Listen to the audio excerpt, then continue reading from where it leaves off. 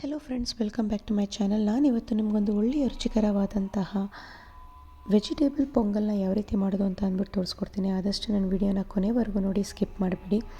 ನಾನಿಲ್ಲಿ ಒಂದು ಕುಕ್ಕರ್ಗೆ 1 ಕಪ್ಪಷ್ಟು ಹಸಿ ಬಟಾಣಿಯನ್ನು ಹಾಕ್ಕೊಂಡಿದ್ದೀನಿ. ನಂತರ 1 ಕ್ಯಾರೆಟನ್ನು ಕಟ್ ಮಾಡಿ ಇಟ್ಕೊಂಡಿದ್ದಂತಹ ಕ್ಯಾರೆಟನ್ನು ಹಾಕ್ಕೊಳ್ತಾ ಇದ್ದೀನಿ. ಕ್ಯಾರೆಟನ್ನು ಜಾಸ್ತಿ ಪ್ರಮಾಣದಲ್ಲಿ ಹಾಕ್ಕೊಳ್ಳೋದಕ್ಕೆ ಹೋಗಬೇಡಿ, ಸಿಹಿ ಬರುವಂತಹ ಸಾಧ್ಯತೆ ಇರುತ್ತೆ. ನಂತರ 1 ಕಪ್ಪಷ್ಟು ಬೀನ್ಸನ್ನ ಹಾಕ್ಕೊಂಡಿದ್ದೀನಿ. ನಂತರ ನಾವು ಟೀ ಗ್ಲಾಸಲ್ಲಿ ಒಂದು ಅರ್ಧ ಗ್ಲಾಸಷ್ಟು ಹೆಸರು ಬೇಳೆಯನ್ನು ತೊಳ್ಕೊಂಡು ಹಾಕ್ಕೊಂಡಿದ್ದೀನಿ. ಅದೇ ಗ್ಲಾಸಲ್ಲಿ 1.5 ಗ್ಲಾಸಷ್ಟು ರೈಸನ್ನು ತೊಳ್ಕೊಂಡು ಹಾಕ್ಕೊಳ್ತಾ ಇದ್ದೀನಿ. ಸೊ ಅರ್ಧ ಗ್ಲಾಸಷ್ಟು ಹೆಸರು ಬೇಳೆಗೆ 1.5 ಗ್ಲಾಸಷ್ಟು ರೈಸನ್ನು ಹಾಕ್ಕೋಬೇಕು. ನಂತರ ಒಂದು ಅರ್ಧ ಸ್ಪೂನಷ್ಟು ಪೆಪ್ಪರನ್ನು ಹಾಕ್ಕೊಂಡಿದ್ದೀನಿ. 1 ಸ್ಪೂನಷ್ಟು ಜೀರಿಗೆ, 2ರಿಂದ 3 ಲವಂಗ, ಒಂದು ಅರ್ಧ ಸ್ಪೂನಷ್ಟು ಅರಿಶಿಣದ ಪುಡಿಯನ್ನು ಹಾಕ್ಕೊಳ್ತಾ ಇದ್ದೀನಿ. 1 ಸ್ಪೂನಷ್ಟು ತುರಿದಿರುವಂತಹ ಶುಂಠಿಯನ್ನು ಹಾಕ್ಕೊಳ್ತಾ ಇದ್ದೀನಿ. ಖಾರಕ್ಕೆ ನಾನಿಲ್ಲಿ ಒಂದು 3ರಷ್ಟು ಹಸಿಮೆಣಸಿನ್ಕಾಯಿನ ಹಾಕ್ಕೊಳ್ತಾ ಇದ್ದೀನಿ. 3ರಿಂದ 4ರಷ್ಟು ಹಾಕ್ಕೊಳ್ತಾ ಇದ್ದೀನಿ. ನಿಮಗೆ ಖಾರ ಎಷ್ಟು ಬೇಕೋ ಅಷ್ಟು ಅನುಸಾರವಾಗಿ ನೀವು ಹಸಿಮೆಣಸಿನ್ಕಾಯಿನ ಹಾಕ್ಕೋಬೋದು. ನಂತರ ನಾನು ನೀರನ್ನು ಒಂದು 10 ಗ್ಲಾಸಷ್ಟು ಹಾಕ್ಕೊಂಡಿದ್ದೀನಿ. ಅಂದರೆ ನಾವು ಯಾವ ಗ್ಲಾಸಲ್ಲಿ ಹೆಸರುಬೇಳೆ ಮತ್ತು ರೈಸನ್ನು ತೊಗೊಂಡಿದ್ವಲ್ಲ, ಅದೇ ಗ್ಲಾಸಲ್ಲಿ 10 ಗ್ಲಾಸಷ್ಟು ನೀರನ್ನು ಹಾಕ್ಕೊಂಡು ರುಚಿಗೆ ತಕ್ಕಷ್ಟು ಉಪ್ಪನ್ನು ಹಾಕ್ಕೊಂಡು ಚೆನ್ನಾಗಿ ಮಿಕ್ಸ್ ಮಾಡಿಕೊಂಡು ಲಿಡ್ಡನ್ನು ಕ್ಲೋಸ್ ಮಾಡಿ 1 ವಿಷಲ್ ಬರುವಷ್ಟು ನಾವು ಬೇಯಿಸ್ಕೋಬೇಕು. ಸೊ 1.5 ಗ್ಲಾಸಷ್ಟು ರೈಸು, ಅರ್ಧ ಗ್ಲಾಸಷ್ಟು ಹೆಸರುಬೇಳೆ, 10 ಗ್ಲಾಸಷ್ಟು ನೀರನ್ನು ಹಾಕ್ಕೊಳ್ಬೇಕು. ಸೊ ಪೊಂಗಲ್ಗೆ ಟೊಮೆಟೊ ಹುಳಿ ಒಂದು ಒಳ್ಳೆಯ ಕಾಂಬಿನೇಷನ್. ಈಗ ನಾನು ನಿಮಗೆ ಟೊಮೆಟೊ ಹುಳಿಯನ್ನು ಯಾವ ರೀತಿ ಮಾಡ್ಕೊಳ್ತೀನಿ ಅನ್ನೋದು ತೋರಿಸ್ಕೊಡ್ತೀನಿ.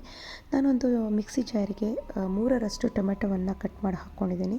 1 ದಪ್ಪನೆಯ ಈರುಳ್ಳಿ, ಖಾರಕ್ಕೆ ನಾನಿಲ್ಲಿ ಒಂದು 4ರಷ್ಟು ಹಸಿಮೆಣಸಿನ್ಕಾಯಿ ಹಾಕ್ಕೊಂಡಿದ್ದೀನಿ. ನಿಮಗೆ ಎಷ್ಟು ಬೇಕೋ ಅಷ್ಟು ಅನುಸಾರವಾಗಿ ನೀವು ಹಸಿಮೆಣಸಿನ್ಕಾಯಿನ ಹಾಕ್ಕೋಬೋದು. ನಂತರ ಒಂದು ಅರ್ಧ ಸ್ಪೂನಷ್ಟು ಅರಿಶಿಣದ ಪುಡಿಯನ್ನು ಹಾಕ್ಕೊಂಡು ನುಣ್ಣಗೆ ರುಬ್ಕೋಬೇಕು. ನಿಮಗೆ ತೋರಿಸಿದ್ನಲ್ಲ ಅಷ್ಟು ಕನ್ಸಿಸ್ಟೆನ್ಸಿಲಿ ನಾವು ಪೇಸ್ಟನ್ನು ಮಾಡ್ಕೋಬೇಕು.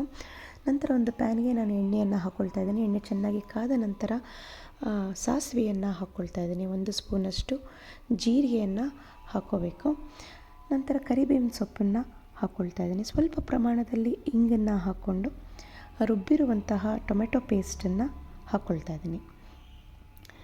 ಸೊ ಹಸಿಮೆಣಸಿನ್ಕಾಯಿ, ಟೊಮೆಟೊ, ಈರುಳ್ಳಿ, ಅರಿಶಿಣದ ಪುಡಿ ಹಾಕಿ ರುಬ್ಬಿರುವಂತಹ ಆ ಟೊಮೆಟೊ ಪೇಸ್ಟನ್ನು ಹಾಕ್ಕೊಂಡು ಚೆನ್ನಾಗಿ ಮಿಕ್ಸ್ ಮಾಡ್ಕೋಬೇಕು. ಈಗ ಆಲ್ಮೋಸ್ಟ್ ಪೊಂಗಲ್ ಕೂಡ ಒಂದು ವಿಜಿಲ್ ಕೂಗಿದೆ. ಈಗ ಸ್ಟವ್ನ ಆಫ್ ಮಾಡ್ಕೊಂಡಿದ್ದೀನಿ. ಸೊ ರುಚಿಗೆ ತಕ್ಕಷ್ಟು ಉಪ್ಪನ್ನು ನಾನಿಲ್ಲಿ ಟೊಮೆಟೊ ಹುಳಿಗೆ ಹಾಕ್ಕೊಳ್ತಾ ಇದ್ದೀನಿ. ನಾನು ಅರಳುಪ್ಪನ್ನು ಬಳಸಿದ್ದೀನಿ. ಆದಷ್ಟು ಅರಳುಪ್ಪನ್ನು ಬಳಸಿ ಒಂದು ಒಳ್ಳೆಯ ರುಚಿಯನ್ನು ಕೊಡುತ್ತೆ. ಸೊ ಉಪ್ಪನ್ನು ಹಾಕ್ಕೊಂಡು ಚೆನ್ನಾಗಿ ಮಿಕ್ಸ್ ಮಾಡಿಕೊಂಡು ನಾನು ಚಿಲ್ಲಿ ಪೌಡರ್ನ ಹಾಕ್ಕೊಳ್ತಾ ಇದ್ದೀನಿ. ಒಂದು ಅರ್ಧ ಸ್ಪೂನಷ್ಟು ಚಿಲ್ಲಿ ಪೌಡರ್ನ ಹಾಕ್ಕೊಂಡು ರುಬ್ಬಿರುವಂತಹ ಜಾರ್ನಲ್ಲಿ ನಾನು ನೀರನ್ನು ಸ್ವಲ್ಪ ಪ್ರಮಾಣದಲ್ಲಿ ನೀರನ್ನು ಹಾಕ್ಕೊಂಡಿದ್ದೀನಿ. ಸೊ ನೀರನ್ನು ಹಾಕ್ಕೊಂಡು ಚೆನ್ನಾಗಿ ಮಿಕ್ಸ್ ಮಾಡಿಕೊಂಡು ಟೊಮೆಟೊ ಹುಳಿ ಚೆನ್ನಾಗಿ ಕುದಿ ಬಂದು ಎಣ್ಣೆ ಬಿಟ್ಕೊಳ್ಳೋವರೆಗೂ ನಾವು ಬೇಯಿಸ್ಕೊಂಡ್ರೆ ಆಲ್ಮೋಸ್ಟ್ ಟೊಮೆಟೊ ಹುಳಿ ರೆಡಿಯಾಗುತ್ತೆ. ಸೊ ಹುಳಿ ರೆಡಿಯಾಗುತ್ತೆ. ಈಗ ನಾನಿಲ್ಲಿ ಪೊಂಗಲ್ ಆಲ್ಮೋಸ್ಟ್ ರೆಡಿಯಾಗಿದೆ.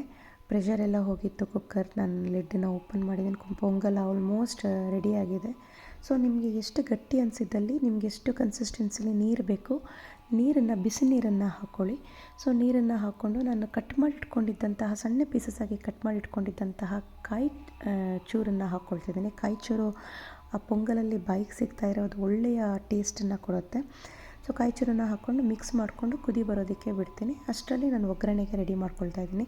ನಾನಿಲ್ಲಿ ಒಗ್ಗರಣೆಗೆ ಎಣ್ಣೆಯನ್ನು ಹಾಕ್ಕೊಳ್ತಾ ಇದ್ದೀನಿ. ನಂತರ 1-2 ಸ್ಪೂನಷ್ಟು ತುಪ್ಪವನ್ನು ಹಾಕ್ಕೊಂಡು ಎಣ್ಣೆ ಮತ್ತು ತುಪ್ಪ ಚೆನ್ನಾಗಿ ಕಾದ ನಂತರ ಒಂದು ಅರ್ಧ ಸ್ಪೂನಷ್ಟು ಸಾಸಿವೆಯನ್ನು ಹಾಕ್ಕೊಂಡಿದ್ದೀನಿ. ನಂತರ ಗೋಡಂಬಿಯನ್ನು ಹಾಕ್ಕೊಳ್ತಾ ಇದ್ದೀನಿ. ಗೋಡಂಬಿ ಒಂದು ಒಳ್ಳೆಯ ಟೇಸ್ಟನ್ನು ಕೊಡುತ್ತೆ. ನಂತರ ಕರಿಬೇವಿನ ಸೊಪ್ಪನ್ನು ಹಾಕ್ಕೊಂಡು ಸ್ವಲ್ಪ ಪ್ರಮಾಣದಲ್ಲಿ ಹಿಂಗನ್ನು ಹಾಕ್ಕೊಳ್ತಾ ಇದ್ದೀನಿ. ಹಿಂಗನ್ನು ಹಾಕ್ಕೊಂಡು ಚೆನ್ನಾಗಿ ನಾವು ಬೇಯೋದಕ್ಕೆ ಬಿಡಬೇಕು. ಆ ಗೋಡಂಬಿ, ಕರಿಬೇವೆಲ್ಲ ಚೆನ್ನಾಗಿ ಬೇಯಬೇಕು. ಗೋಡಂಬಿ ಒಂದು ಗೋಲ್ಡನ್ ಬ್ರೌನ್ ಆಯಿತು ಅಂತಂದರೆ ನಾವು ಏನು ಒಗ್ಗರಣೆಗೆ ರೆಡಿ ಮಾಡ್ಕೊಂಡಿದ್ದಂಥದ್ದನ್ನು ನಾನು ಪೊಂಗಲ್ಗೆ ಮಿಕ್ಸ್ ಮಾಡ್ಕೊಳ್ತಾ ಇದ್ದೀನಿ. ಆ ಒಗ್ಗರಣೆಯನ್ನು ಮಿಕ್ಸ್ ಮಾಡ್ಕೊಂಡ್ಮೇಲೆ ಪೊಂಗಲ್ ಚೆನ್ನಾಗಿ ಮಿಕ್ಸ್ ಮಾಡ್ಕೊಳ್ಳಿ. ನಂತರ ಕಡೆಯದಾಗಿ ಸಣ್ಣದಾಗಿ ಕಟ್ ಮಾಡಿಟ್ಕೊಂಡಿದ್ದಂತಹ ಕೊತ್ತಂಬರಿ ಸೊಪ್ಪನ್ನು ಹಾಕ್ಕೊಂಡು 1-2 ಕುದಿ ಬರೋದು ಬಿಟ್ಟರೆ ಆಲ್ಮೋಸ್ಟ್ ಪೊಂಗಲ್ ರೆಡಿಯಾಗುತ್ತೆ. ನೋಡಿದ್ರಲ್ಲ ಸ್ನೇಹಿತರೆ, ಎಷ್ಟು ಕ್ವಿಕ್ಕಾಗಿ ನಾವು ವೆಜಿಟೇಬಲ್ ಪೊಂಗಲ್ನ ಮಾಡ್ಕೋಬೋದು ಅಂತ.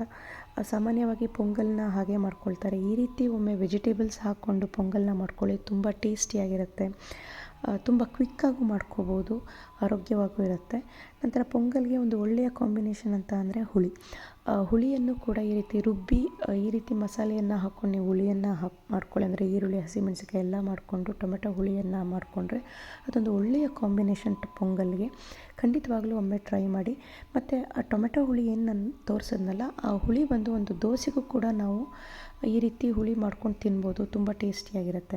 ನೋಡಿದ್ರಲ್ಲ ಸ್ನೇಹಿತರೆ, ಎಷ್ಟು ಸುಲಭವಾಗಿ ಆರೋಗ್ಯಕರವಾದಂಥ ಪೊಂಗಲ್ನ ನಾವು ವೆಜಿಟೇಬಲ್ ಪೊಂಗಲ್ನ ಮಾಡ್ಕೋಬೋದು ಅಂತ ಅಂದ್ಬಿಟ್ಟು. ನಿಮ್ಗೆ ಈ ರೆಸಿಪಿ ಇಷ್ಟ ಆಯಿತು ಅಂದರೆ ದಯವಿಟ್ಟು ನನ್ನ ಚಾನಲ್ಗೆ ಸಬ್ಸ್ಕ್ರೈಬ್ ಆಗಿ, ಆದಷ್ಟು ನನ್ನ ವೀಡಿಯೋನ ಶೇರ್ ಮಾಡಿ ಮತ್ತು ಲೈಕ್ ಮಾಡಿ. ಕೊನೆವರೆಗೂ ನನ್ನ ವೀಡಿಯೋ ನೋಡಿದ್ದಕ್ಕೆ ಧನ್ಯವಾದಗಳು.